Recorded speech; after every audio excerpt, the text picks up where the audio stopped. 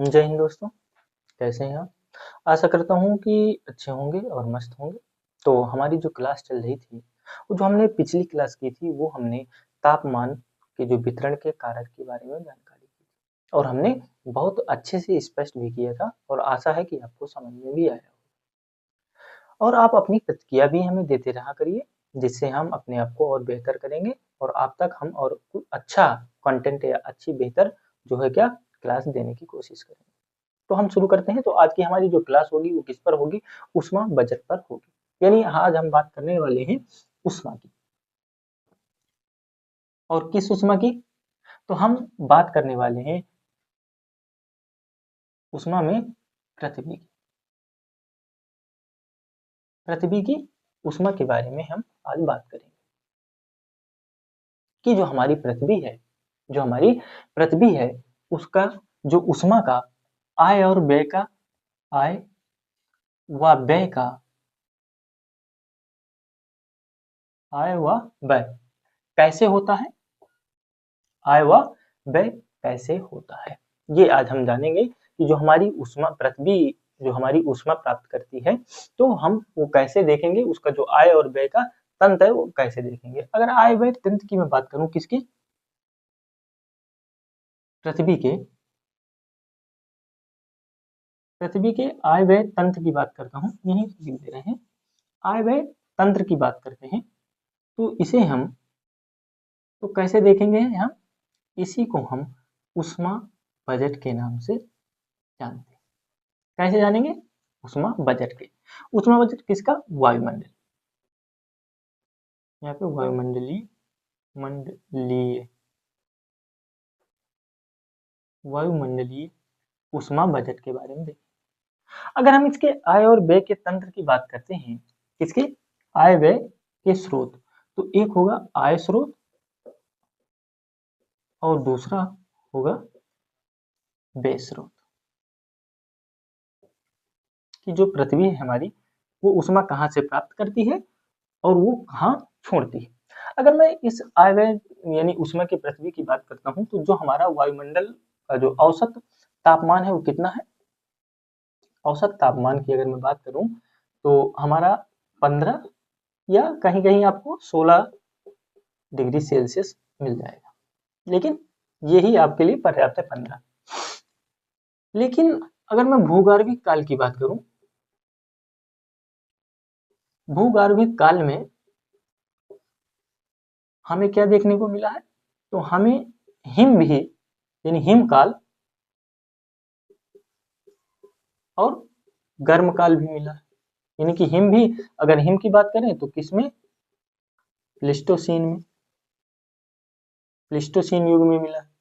तो इस प्रकार से जो हमारे भूगर्भिक काल में हमें जो हमारी पृथ्वी थी वो क्या थी? गर्म भी थी और कभी ये ठंडी भी थी और कभी ये जो हमारी क्या थी? पूरी जल से क्या थी? मग्न भी। तो ये हमारे ताप की में तो मेन चीज क्या है? ताप की बात है कि औसत तापमान कितना है? ये एवरेज तापमान है, औसत तापमान 15 डिग्री सेल्सियस। अब हम आते हैं आय स्रोत और व्यय स्रोत में। अगर हम आय स्रोत की बात करते हैं तो आय के जो स्रोत हैं कौन से हैं? तो आय के स्रोत में एक तो हमारा सूर्य है, जो हमारा प्रमुख कारक है, प्रमुख कारक है। और दूसरा हमारा क्या है? तो दूसरा हमारा है, हम कह सकते हैं कि पृथ्वी के अंदर जो संचित है, पृथ्वी के केंद्र में, पृथ्वी के केंद्र में जो ऊष्मा है, केंद्र की ऊष्मा, वो है इसका आय। और क्या हो सकती है? तो रासायनिक क्रिया,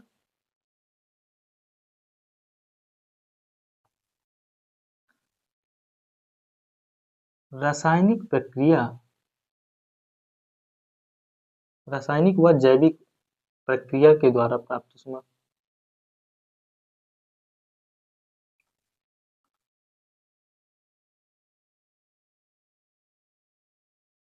प्राप्त ऊष्मा और अन्न कह सकते हैं।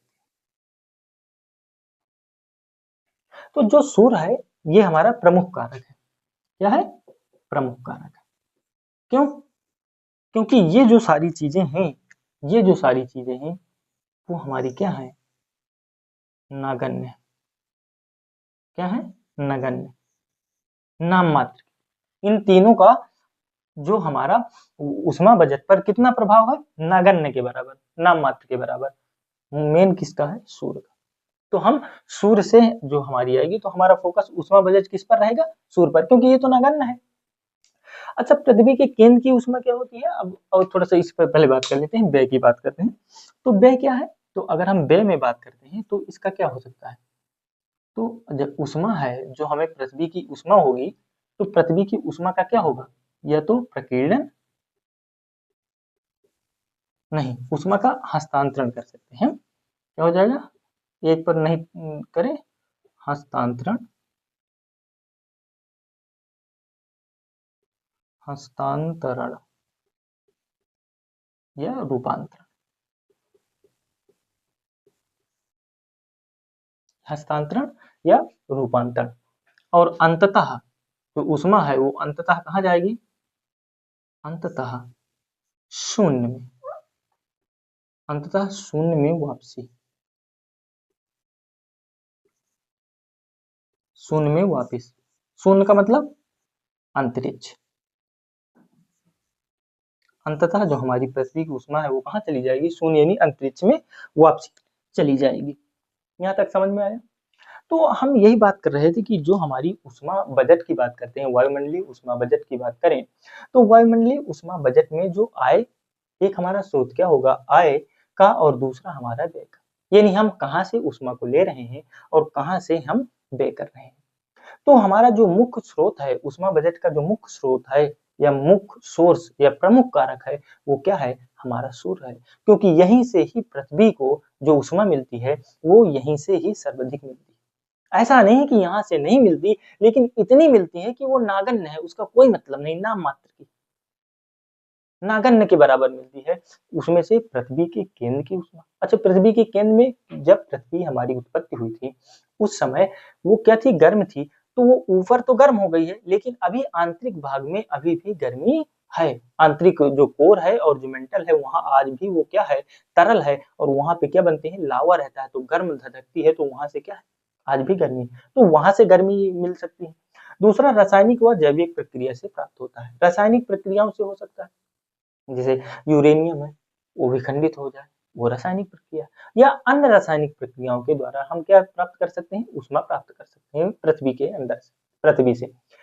और जैविक की बात करें तो जैविक में मान लीजिए, जैसे आप वो गोबर, किसी जब जो अगर गाँव में देखते होंगे कि वो जो गोबर होता है वो किसी एक जगह पर, स्थान पर डालते हैं। कुछ लोग क्या होते हैं, गड्ढा खोदते हैं, फिर उस पे डालते हैं। लेकिन जब आप उसमें देखते होंगे ना कि वो जो क्षेत्र होता है वो क्या क्षेत्र, कैसा क्षेत्र होता है, वो गर्म क्षेत्र होता है। वहां पे क्या होता है, हल्की हल्की आपको गर्मी महसूस होगी। तो अगर गर्मी महसूस हो रही है तो वो भी उष्मा का सृजन कर रहा है, तो वहां से उष्मा का सृजन हो सकता है।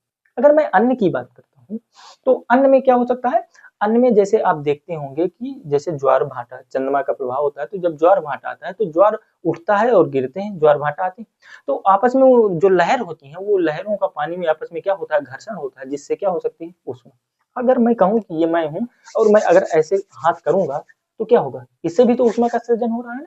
तो ऐसे अन्य बहुत सारे हो सकते हैं जो उष्मा का सृजन करते हैं, लेकिन वो हमारे नागण्य के बराबर है।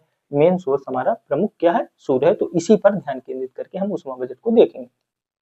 दूसरा, हमारा जो व्यय का स्रोत है वो उष्मा के हस्तांतर या रूपांतर, जो अंततः हमारा शून्य में वापस चली जाती है, यानी कि अंतरिक्ष में वापसी चली जाती है। इतना समझ में आया। अब हम कर लेंगे उष्मा बजट, इसको हम छोड़ देते हैं। और अब हमारा जो बात आती है उष्मा बजट, तो उष्मा बजट में ऐसा नहीं है कि हम किसके बारे में पढ़ेंगे, उष्मा बजट किसका, तो हम सबसे जो अच्छा है वो तिवारता साहब हैं, तो उनकी हम बात करेंगे। तो आज हमारा क्या टॉपिक है, अब हमारा आया मेन उष्मा बजट।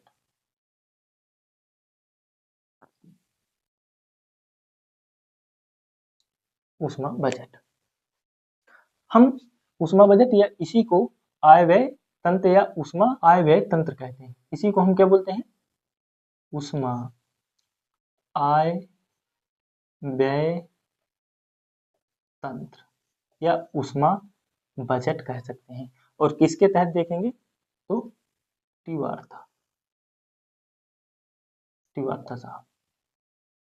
और ये हम किसका देख रहे हैं, तो ये हम देख रहे हैं पृथ्वी का ग्रहीय ऊष्मा बजट क्या है? तो आप लिख सकते हैं पृथ्वी का ग्रहीय ऊष्मा बजट। ऊष्मा आय व्यय तंत्र, इसी को इस नाम से जान सकते हैं।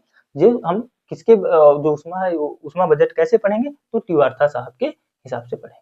तो जो हमारी पृथ्वी के ग्रहीय ऊष्मा बजट और ऊष्मा बजट का जो हमारा मेन सोर्स है वो कौन है? तो सूर्य है। तो सबसे पहले हम बात करते हैं सूर्य की। किसकी? अब हम बात करते हैं सूर्य की। तो ये हमारा है सन। क्या है? सन है, यानी इंसोलेशन। सूर्य ताप, सही। यहां से मान लीजिए हमारा जो सूर्य ताप है वो कितना आ रहा है? 100 इकाई, या परसेंट में भी मान सकते हैं, लेकिन 100 इकाई मान लीजिए आप। क्या आ रहा है? 100 इकाई हमारा सूर्य ताप आ रहा है। ये हमारी है पृथ्वी। ये हमारी क्या है? ये हमारी पृथ्वी है। ये हमारी क्या है? ये हमारी पृथ्वी है। और ये हमारा वायुमंडल है।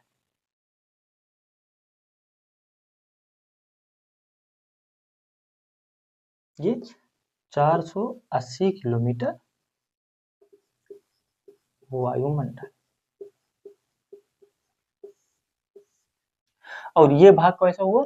ये हमारा अंतरिक्ष हो गया।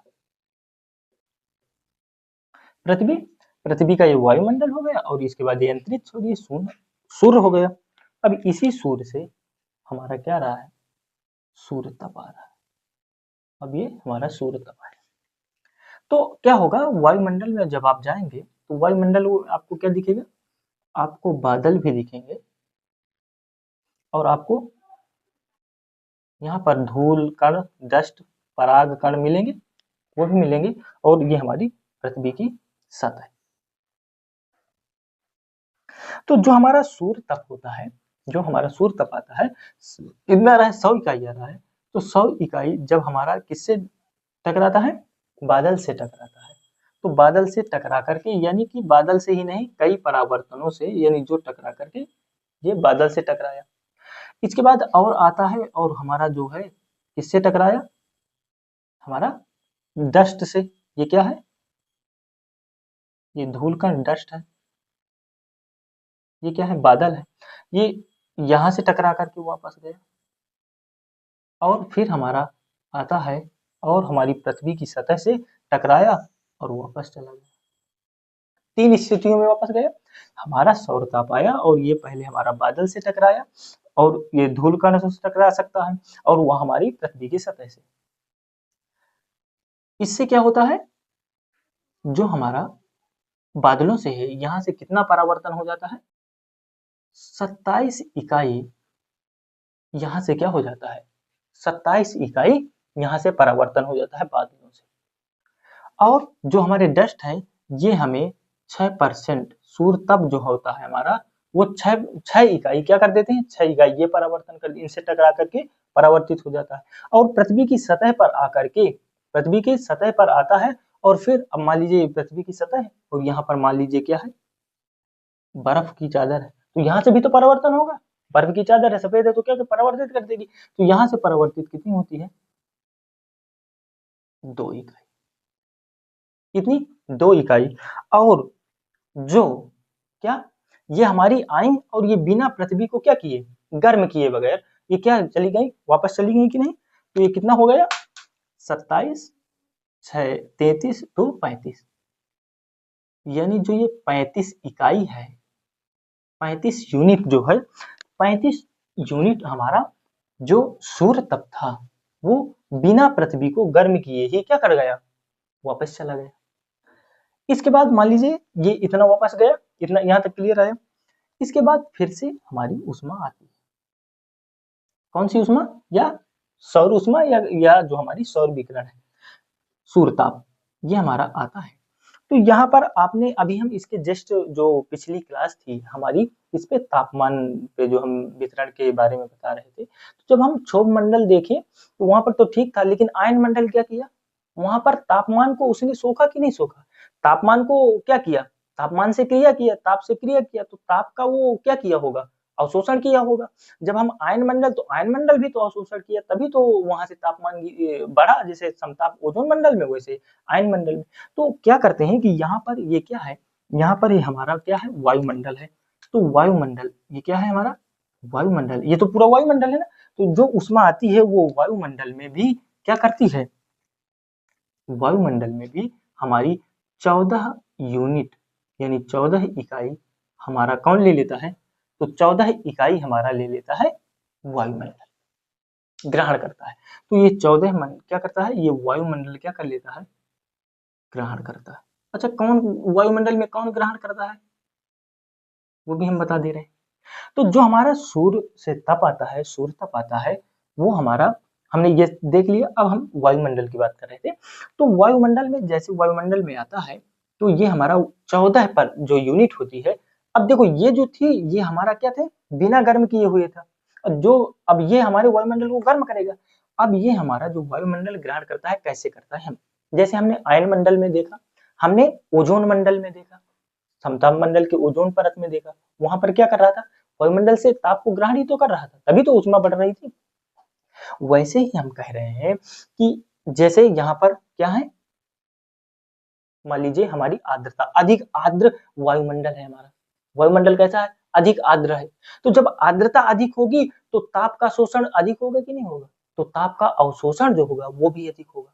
तो तापमान में जो आर्द्रता है वो शोषण करेगी।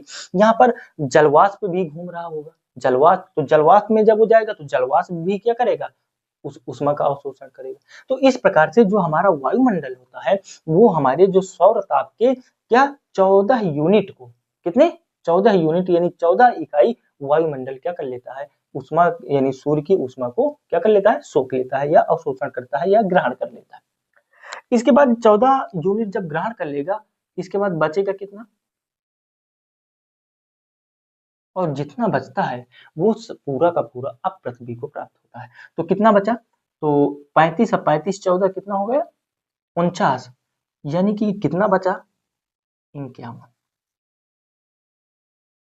51 यूनिट जो है क्या, 51 यूनिट जो सूर्य ताप है, वो हमें पृथ्वी को मिला।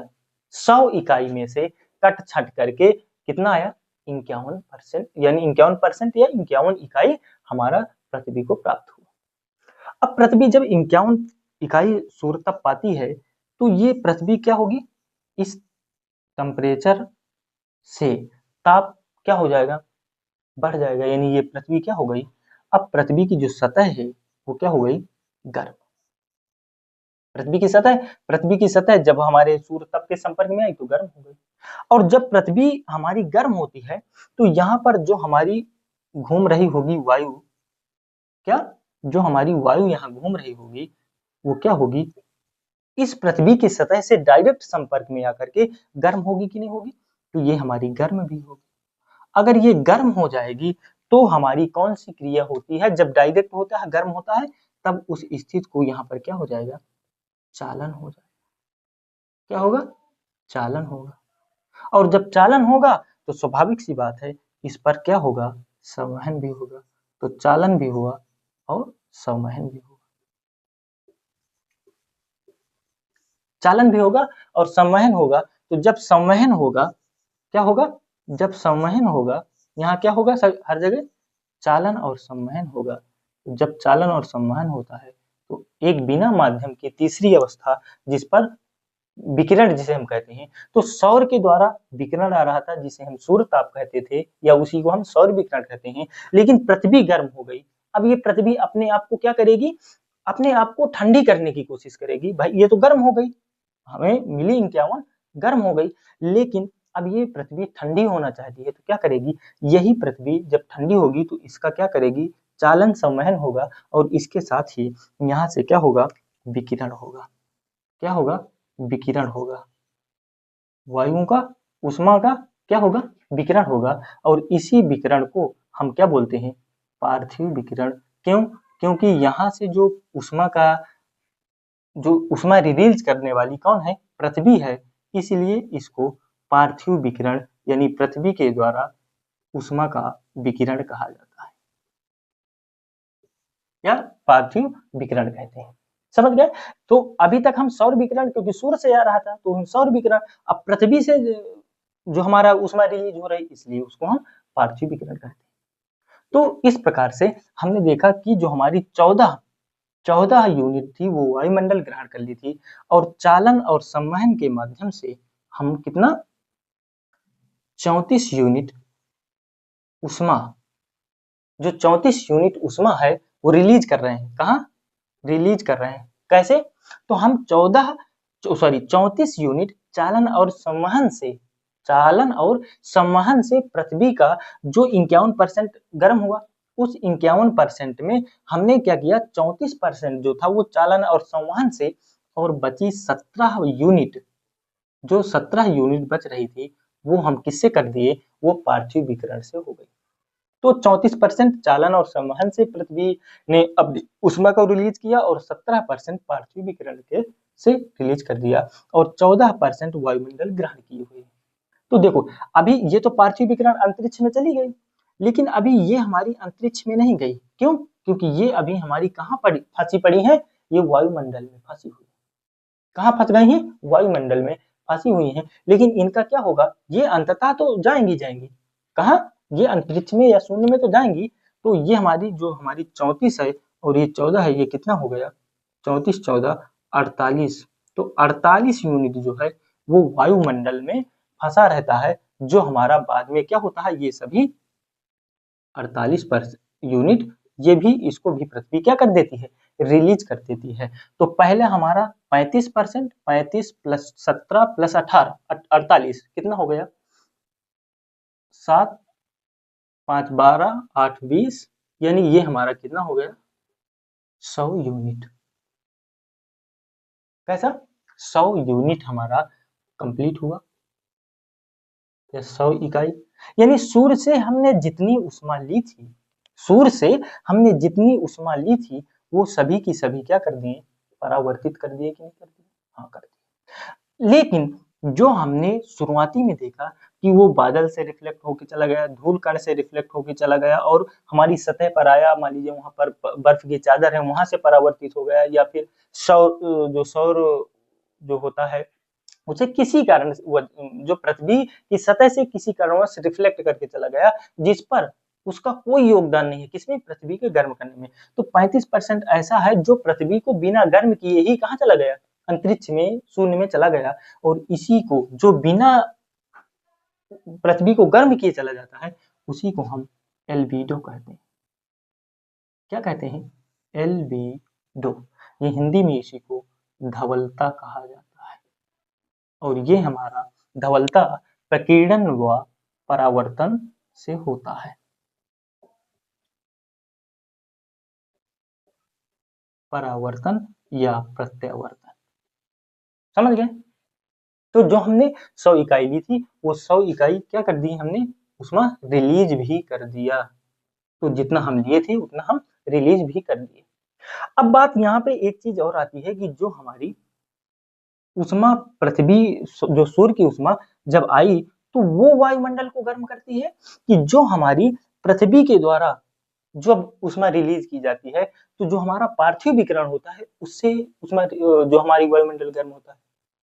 तो जो हमारा वायुमंडल होता है वो सूर्य के आने वाले, हमने पिछली क्लास में, शायद इससे पिछले से पिछली वाली क्लास में हमने बताया था कि कैसे होता है, तो वायुमंडल क्यों गर्म होता है, कैसे होता है, उसमें हमने बताया था कि पृथ्वी की संचित ऊष्मा से होता है, कि हमारा जो है सूर्य ताप से होता है, या फिर हमने कई ऑप्शन दिए थे जिस वजह से बताया था। लेकिन आज हम बता रहे हैं उसी का जो हमारा आज उत्तर होगा, क्या होगा कि जो हमारा वायुमंडल है वो पृथ्वी के पार्थिव विकिरण से गर्म होता है, ना कि सूर्य ताप से या सौर विकिरण से।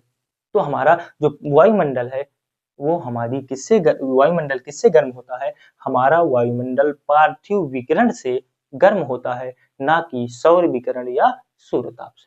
तो इतना आप समझ गए। हम बात किए थे जो पृथ्वी का ग्रहीय ऊष्मा बजट है, हम उसके बारे में बात किए। हमने बात किया था कि जो ऊष्मा बजट होता है, मान लीजिए वो सौर, क्योंकि ये जो इंसुलेशन है, सूर्य ताप है, यही हमारा क्या है, प्रमुख कारक है। उसके अलावा भी हमने जो कारक देखे वो नगण्य थे, इसलिए हम सूर्य की बात की। हम मान लिए कि सूर्य से 100 यूनिट 100 इकाई सौर ताप पृथ्वी पर आता है और वह सौर ताप जो हमारा जो आता है उसमें से जो हमारा क्या 35 यूनिट कहाँ चला जाता है, अंतरिक्ष में चला जाता है परावर्तन से। ये बिना पृथ्वी को गर्म किए परावर्तन, जिसे हम एल्बिडो के नाम से जानते हैं, यही हमारी एल्बिडो है, इसी को हम एल्बिडो कहते हैं। लेकिन उसके बाद जो बचा हुआ भाग था यानी 65 यूनिट बचा था, क्योंकि 35 तो रिलीज 65 यूनिट बचा था, उस 65 यूनिट जब और आता है हमारे तो 14% यानी जो 14 यूनिट है वो हमारा वायुमंडल ग्रहण कर लेता है। वायुमंडल क्यों ग्रहण करता है, क्योंकि वो अगर अधिक आर्द्र है तो अधिक कर लेगा, तो आर्द्रता की वजह से, वहां पर जलवाष्प की वजह से। मैंने समताप मंडल और जो हमारा ताप मंडल है उस पर मैंने दो चीजें देखी कि वहां से जो टेम्परेचर इनवर्स होता है, ताप व्युत्क्रमण क्रिया होती है, वो तो वैसे स्थिति में वो ग्रहण कर लिया। बचा जो हमारा 14, अगर 65 में 14 अगर माइनस करते हैं तो 51, तो हमारा जो पृथ्वी प्राप्त करती है वो कितना प्राप्त करती है, तो 51 यूनिट हमारी पृथ्वी सौरताप ग्रहण करती है। और वो 51 यूनिट से क्या होगी, पृथ्वी हमारी गर्म होगी। जब हमारी पृथ्वी गर्म होगी तो पृथ्वी के पास की जो वायु होगी वो भी गर्म हो जाएगी। क्यों, क्योंकि डायरेक्ट संपर्क, जिसे हम चालन कहते हैं। अब जब चालन होगा तो चालन के साथ क्या हो जाता है, संवहन हो जाता है। अब संवहन होने के बाद जो ऊष्मा ऊपर हो जाती है, अब माध्यम नहीं बचता, तब हमारा क्या होता है, पार्थिव विकिरण होता है। तो जो हमारा चालन होता है और संवहन से, चालन और संवहन से 34% या 34 इकाई हमने क्या कर दी, पृथ्वी से रिलीज कर दी। 51 थी, 51 में 34 हमने रिलीज कर दी, किससे, हमने चालन और संवहन से। बची 17 यूनिट हमारी पार्थिव विकिरण से ऊष्मा रिलीज हो जाती है। तो पार्थिव विकिरण से तो डायरेक्ट कहाँ चली जाती है, अंतरिक्ष शून्य में चली जाती है। लेकिन हमने देखा कि 14 यूनिट वायुमंडल ग्रहण किए हुए है और 34 यूनिट चालन और संवहन से वायुमंडल में फंसी हुई है। तो ये बाद में क्या करती है, ये इस ऊष्मा को भी पृथ्वी धीरे से क्या कर देती है, धीरे धीरे क्या कर देती है, रिलीज कर देती है। और इसलिए ये जो 48% था, इसको भी जब पृथ्वी रिलीज कर देती है तो हमने पहले 35% एल्बिडो रिलीज किया, 17% पार्थिव और 48% या 48 इकाई, 17 इकाई, 35 इकाई। और ये हमारी किससे, चालन, संवहन और जो वायुमंडल ग्रहण था इसके रिलीज होने से। आप इनको तीनों को ऐड करिए, 35, 17, 48 बराबर 100 यूनिट, यानी कि जितना हमने लिया था वो सभी के सभी वापिस कर दिए। तो वही है कि ऊष्मा बजट क्या है, तो सूर्य से प्राप्त पृथ्वी को समस्त ऊष्मा, यानी जो पृथ्वी को जो प्राप्त ऊष्मा होती है उस ऊष्मा का क्या कर देना, अंतरिक्ष में पार्थिव विकिरण के तहत क्या कर देना, पार्थिव विकिरण या चालन या संवहन के माध्यम से उसको पुनः वापस अंतरिक्ष में भेज देना, शून्य में भेज देना, ही हमारा क्या कहलाता है, ऊष्मा बजट कहलाता है। तो इतना आप समझ गए ना कि ऊष्मा बजट क्या है। तो आज हमने बात कर ली। हम थोड़ा सा बात करते हैं एल्बिडो की, कि हम एल्बिडो क्या होता है। तो एल्बिडो को हमने क्या देखा कि जो सूर्य तप से, एल्बिडो क्या है, तो एल्बिडो क्या है कि जो हमारा सूर्य तप होता है, सूर्य तप हमारा क्या करता है, मान लेते हैं 100 इकाई आता है, 100 इकाई सूर्य तप आ रहा है। तो सूर्य तप जब आता है तो उसमें कई बाधाएं होती हैं। सूर्य तप जब वो हमारे पृथ्वी तक आने के लिए उसे पहले हमारे वायुमंडल से लड़ना पड़ता है। अब वो वायुमंडल से किससे किससे लड़ेगा, तो वायुमंडल में बहुत सारी चीजें होती हैं, आर्द्रता होती है और बादल होते हैं, डस्ट होता है। तो ये सारी चीजें होती हैं जिनसे वो तापमान क्या कर, जो हमारा सौर विकिरण है या सूर्य ताप है वो लड़ता है। अगर मैं ये बात कहूं कि जो हमारा बिना पृथ्वी को गर्म किए, अब जैसे आर्द्रता है तो आर्द्रता है वायुमंडल को गर्म करती है, यानी बिना वायुमंडल को गर्म किए हुए जो वापस हमारी ऊष्मा सौर ताप है वो वापस चला जाता है, उसी को एल्बिडो कहते हैं।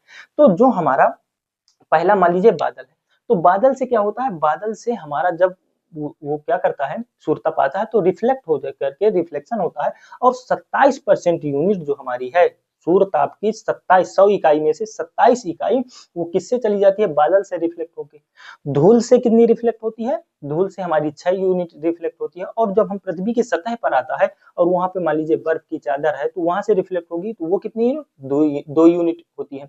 अगर हम पूरी यूनिट्स मिला देते हैं, यानी बादल से, डस्ट से और पृथ्वी की सतह पर बर्फ से कह सकते हैं, बर्फ की चादर से, तो वो कितने परसेंट हो जाती है, टोटल हमारी 35% हो जाती है। और इसी 35% परावर्तित हो जाती है, जो परावर्तित होती है, जो वायुमंडल को बिना गर्म किए परावर्तित होती है, क्या, सूर्यताप, उसी 35 यूनिट सूर्यताप या सौर विकिरण को ही हम एल्बिडो कहते हैं। तो समझ गए कि एल्बिडो क्या है। तो इस प्रकार से हमने ऊष्मा बचत को आज हमने देखा। तो आशा है कि आप समझे होंगे, और इसके बाद जो हमारा अगला टॉपिक होगा वो इसके बाद का जो भी होगा हम उसको देखेंगे। तो आज के लिए इतना ही, हम फिर से मिलते हैं एक नए सेशन में। तब तक के लिए आप सभी का बहुत बहुत धन्यवाद। जय हिंद।